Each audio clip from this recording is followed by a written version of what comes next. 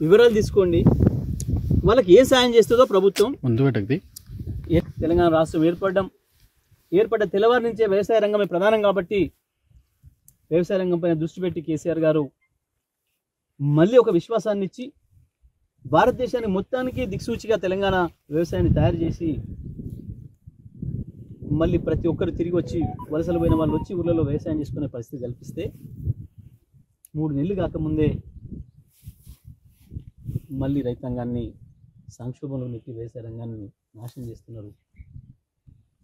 నేను మళ్ళీ డిమాండ్ చేస్తున్నా, ఇప్పటి వరకు ముఖ్యమంత్రి కానీ మంత్రులు కానీ సమీక్ష చేయలేదు. ఇరిగేషన్ శాఖ మంత్రి, వ్యవసాయ శాఖ మంత్రి, ఇది రాష్ట్రం మొత్తం కూడా ఉంది సమస్య. ఒక నల్గొండ జిల్లాలోనే దాదాపు 3.5 లక్షల ఎకరాలకు పైగా ఎండిపోయినట్టు కనబడుతుంది. మనకు రైతాంగం మొత్తుకుంటున్నారు.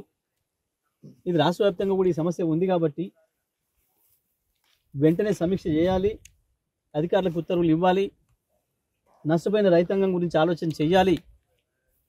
వాళ్ళకి ఎట్లా ఊరటనిస్తారో, ఎట్లా ధైర్యాన్ని ఇస్తారో.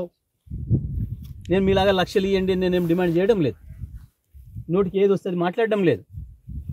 నేను ప్రతిపక్షంలో ఉన్న ఇవాళ బాధ్యతాయుతంగానే మాట్లాడుతున్నా. ప్రభుత్వం యొక్క ప్రణాళిక ఏంది? ఎండిపోతున్న పొలాల పట్ల, అవి చూసి కన్నీళ్ళు వస్తున్న రైతుల పట్ల మీ ఆలోచన ఏంది చెప్పండి. అందరం కలిసి ఒక ధైర్యం ఇవ్వాల్సిన అవసరం ఉంది రైతాంగానికి. మళ్ళీ వ్యవసాయం మీద విశ్వాసం సడలనీయకండి. ప్రత్యేకించి ప్రభుత్వాల నిర్లక్ష్యం వల్ల ఇటువంటిది జరగకూడదు. మనం ఏం చేయాలని చేయాలి, ఏ ధైర్యం ఇవ్వాలో అది ఇవ్వాలి. అది బాధ్యత.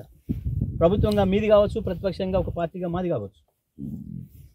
అది ఇద్దామని నేను చెప్తున్నా తప్ప నేను రాజకీయాలు మాట్లాడడం లేదు. దయచేసి భయపెట్టేయడాలు కూడా మానేయండి. బాధలు చెప్పుకున్న రైతుల్ని కూడా స్టేషన్లకు పిలిచి భయపెట్టిస్తామనే దుర్మార్గమైన ఆలోచన విరమించుకోండి. ఇప్పటికైనా బయటకు వచ్చి ప్రభుత్వం కదిలి మొత్తం రాష్ట్ర వ్యాప్తంగా వివరాలు సేకరించాలి. రైతాంగానికి ఊరటనివ్వడానికి, ఒక ధైర్యం చెప్పడానికి ప్రభుత్వం ఒక ప్రణాళిక తీసుకోవాలని చెప్పి నేను డిమాండ్ చేస్తా ఉన్నాను.